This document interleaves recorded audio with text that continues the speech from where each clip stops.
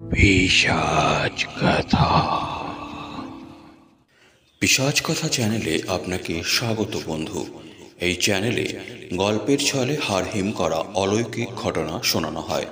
তবে তার আগে আপনি কোথা থেকে শুনছেন কমেন্ট করে জানান, এবং চ্যানেলটি এখনও সাবস্ক্রাইব না করে থাকলে অবশ্যই সাবস্ক্রাইব করুন, আর ভিডিওটি শেয়ার করে পরিচিতদের শোনার সুযোগ করে দিন।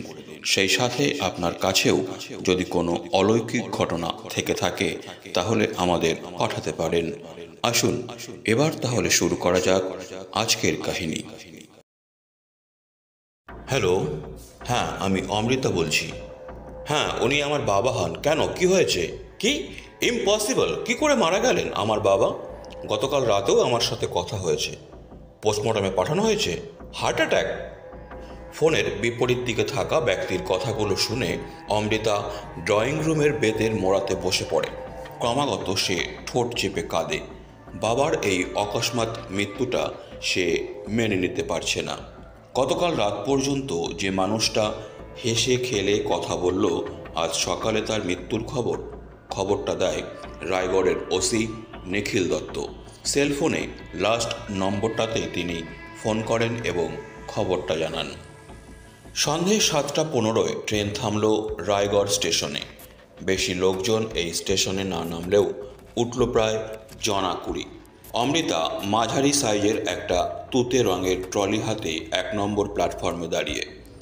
খুব একটা বড় স্টেশন নয় রায়গড়, সংখ্যা দুটো, একটা আপ লাইনের, অন্যটা ডাউনের।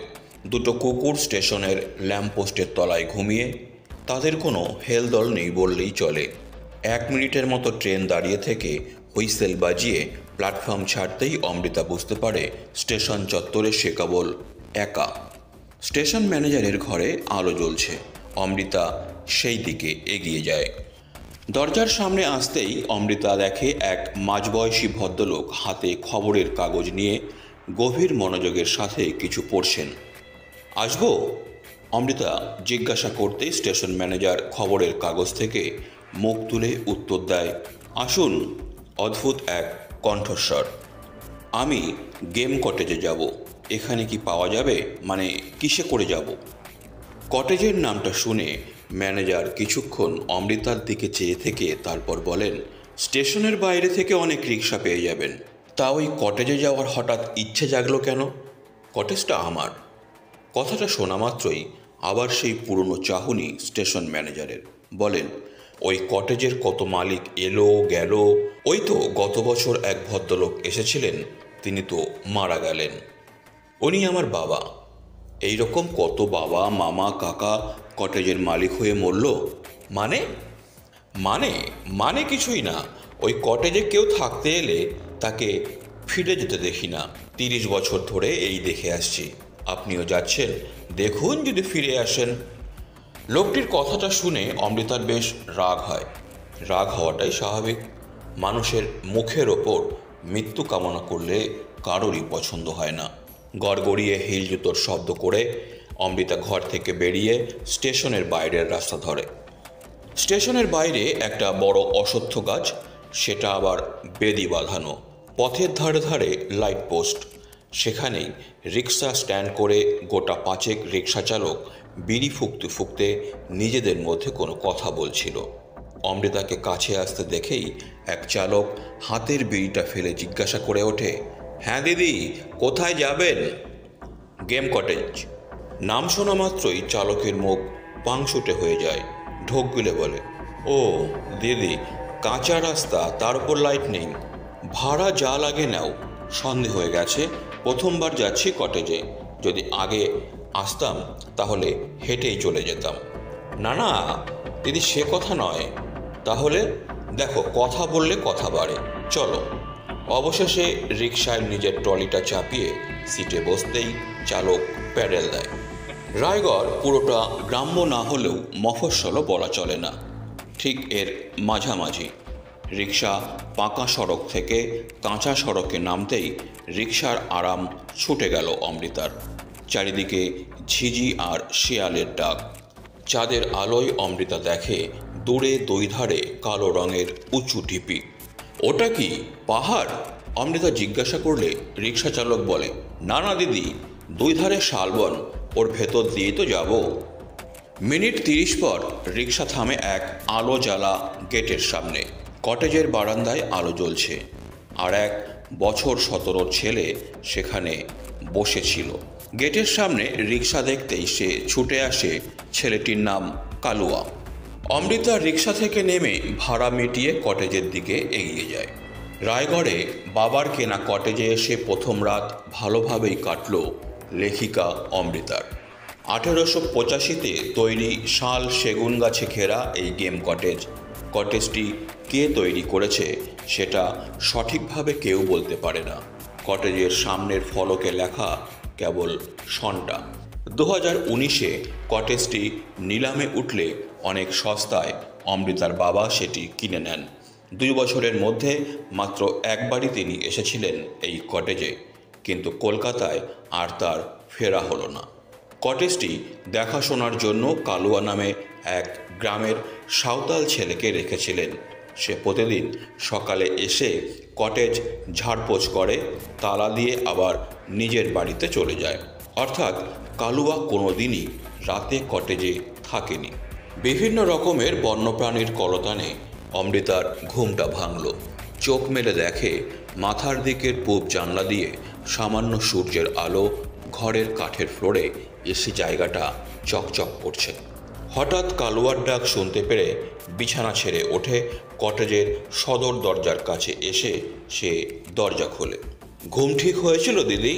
কালুয়া জিজ্ঞাসা করলে অমৃতা মাথা নেড়ে হ্যাঁ করে।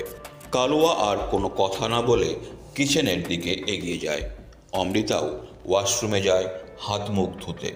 সাদা রঙের টাওয়াল দিয়ে মুখ মুছতে মুছতে বাইরে বেরোতেই সে দেখে কটেজের ড্রয়িং রুমে থাকা গোল টেবিলে কালুয়া চা বিস্কুট রেখেছে। তোর কোথায়? অমৃতা কালুয়াকে জিজ্ঞাসা করে। মুই চা খাই না দিদি, দুপুরে কি খাবা? বাজার করে নিয়ে আসি। তোর যা ভালো লাগে তাই নিয়ে আয়, চা খেয়ে আমি টাকা দিচ্ছি। মোর কাছে টাকা আছে, সেটা তো তোর মাইনে। এখন বস। কালুয়া একটা চেয়ার টেনে নিয়ে অমৃতার সামনে বসে। ড্রয়িং রুমের দক্ষিণ প্রান্তে একটা ফায়ারপ্লেস, যেটা বহুকাল জ্বালানো হয়নি। অমৃতা চায়ে চুমুক দিয়ে কালুয়াকে প্রশ্ন করে, বাবা এখানে আসার পর ঠিক ছিল? হ্যাঁ দিদি, মালিক ঠিক ছিল, তারপর হুট করে কি হয়ে গেল? এর আগেও নাকি এই কটেজে অনেকে মারা গেছে? হ্যাঁ দিদি, তখন আমি কাজ করতাম না, আমার বাপ করতো। আমার বাপ তো এই কটেজেই মারা গেছিল। মানে? মালিকের আগে যে মালিক ছিল তার কামের জন্য আমার বাপ এক রাত এইখানে ছিল। পরদিন বাপ মারা যায়। ডাক্তার বলে মন দুর্বল ছিল, তাই মারা গেছে। এই কটেজটা কার? জানি না দিদি, তবে বাপের মুখে শুনেছিলাম কোনো এক বাঙালি এই কটেজ তৈরি করে। নাম জানি না। সে নাকি জুয়া খেলতো, ছল চাতুরি করে ফিরিঙ্গিদের টেহা জুয়োতে জিতত। একদিন ওই ফিরিঙ্গিরাই নাকি তা বুঝতে পেরে তাকে এই কটেজে খুন করে, কিন্তু দেহ পাওয়া যায়নি। এসব শোনা কথা, সত্যি জানি না। বছর বছর আদালতের লোক এসে দাম বলে আর মানুষে কেনে, মালিক তো ওইভাবেই কিনেছিল। কথাটা শুনে অমৃতা মাথা নেড়ে হ্যাঁ করে। এটা তো ঠিকই যে অমৃতার বাবা নিলামেই এই কটেজটা কিনেছিলেন। চা পান শেষ করে অমৃতা নিজের বেডরুমে গিয়ে পার্সের থেকে টাকা বের করে কালুয়ার হাতে দেয়। অমৃতার সাথে ঘটনাটা ঘটল 2 নম্বর রাতে। ঘড়িতে সময় বলছে রাত 2:20। হঠাৎ একটা ফরফর শব্দ কানে আসতেই তার ঘুমটা ভেঙে যায়। পূবের এক পাল্লা খোলা কাঁচের জানালা দিয়ে জ্যোৎস্না ঘরের ভেতর এসে একটা রূপালী নীলাভ আভা তৈরি করেছে। মাথার ওপরে পাখা বন্ধ, মানে লোডশেডিং। যে শব্দটায় তার ঘুম ভাঙে সেটাও আর শোনা যাচ্ছে না। তাহলে মনের ভুল। আপন মনে চিন্তা করে সে আবার বালিশে মাথা রাখতেই ভয়ে লাফিয়ে ওঠে বিছানা থেকে। কয়েক সেকেন্ড স্থির হয়ে দাঁড়িয়ে থেকে বাঁ হাতটা এগিয়ে নিয়ে বালিশে হাত বোলায়। যেই মুহূর্তে সে মাথা রাখে তখনই একটি হাত যেন ঘাড়ের কাছটা চেপে ধরে। তাহলে কি সে আবার কিছু ভুল ভাবল? কিছুক্ষণ চিন্তা করে নিয়ে বালিশের পাশে থাকা সেলফোনটা হাতে তুলে জ্বালাতে গেলে দেখে সেটা বন্ধ, চার্জ শেষ। একইভাবে সিগারেটের বাস্ক ও লাইটার হাতে তুলে নিয়ে তার থেকে একটা সিগারেট ধরাতে লাইটার জ্বালতেই ভয়ে দুপা পিছিয়ে যায় অমৃতা। মুহূর্তের মধ্যে এক বীভৎস মুখ তার আলোর সামনে ধরা দেয়, যার মুখের চামড়া পোড়া আর তার মধ্যে ছোট ছোট কেঁচোর মতো একরাশ কীট বেয়ে চলেছে। হঠাৎ সেই ফরফর শব্দটা আবার শুরু হয় আর ঘরের বন্ধ দরজা আপনা আপনি খুলতেই অমৃতা চমকে ওঠে। দরজার কাছে এগিয়ে গিয়ে ড্রয়িং রুমে চোখ রাখতেই সে চাঁদের আলোয় দেখতে পেল ড্রয়িং রুমের গোল টেবিলের দুধারে রাখা দুটো চেয়ারের একটাতে কেউ একজন বসে হাতে তাস ফাটাচ্ছে।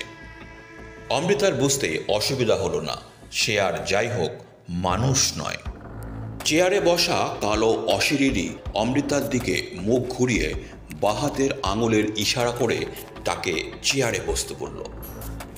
মনে অদম্য সাহস এনে সে ধীরে ধীরে অশরীরীর সামনের চেয়ারে গিয়ে বসতেই অশরীরী হাতের তাসগুলো তার সামনে উল্টো করে বিছিয়ে দেয়।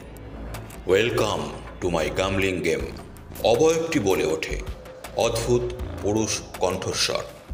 এই গেমের একটাই রুলস, একবার চেয়ারে বসলে পুরো গেম কমপ্লিট করতে হবে, আদারওয়াইজ ডেথ মানে মরতে হবে। কটেজের দরজা জানলা আমার ইশারায় চলে, সো পালানোর চেষ্টা বৃথা।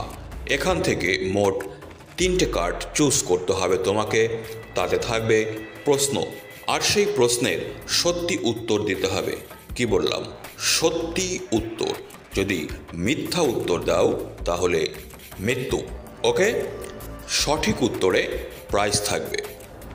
অমৃতা মাথা নাড়িয়ে হ্যাঁ করতেই অশরীরী তাজ বাজতে বলে, নাও কার্ড তোলো। অমৃতা অনুভব করলো একটা ঠান্ডা বাতাস পুরো ঘরকে ছেয়ে রয়েছে। পরপর 3টি তাস আঙুলে করে অবয়বের দিকে এগিয়ে দিতেই প্রথম কার্ড তুলে সে প্রশ্ন করে, তুমি কখনো কাউকে খুন করেছ? একটু ভেবে নিয়ে অমৃতা উত্তর দেয়, হ্যাঁ, গল্পে অনেক চরিত্রের। Right answer, first prize. বলো, কার মৃত্যুতে তুমি হ্যাপি হবে? প্রাইজ নিতেই হবে? Yes, that is the games rules. Bhabesh Pal, ওর লেখা আমার থেকে হিট করেছে। ও একটা ধারাবাহিক উপন্যাস লিখছে, নাম ম্যাঙ্গো, যেটা আমার পথের বাধা।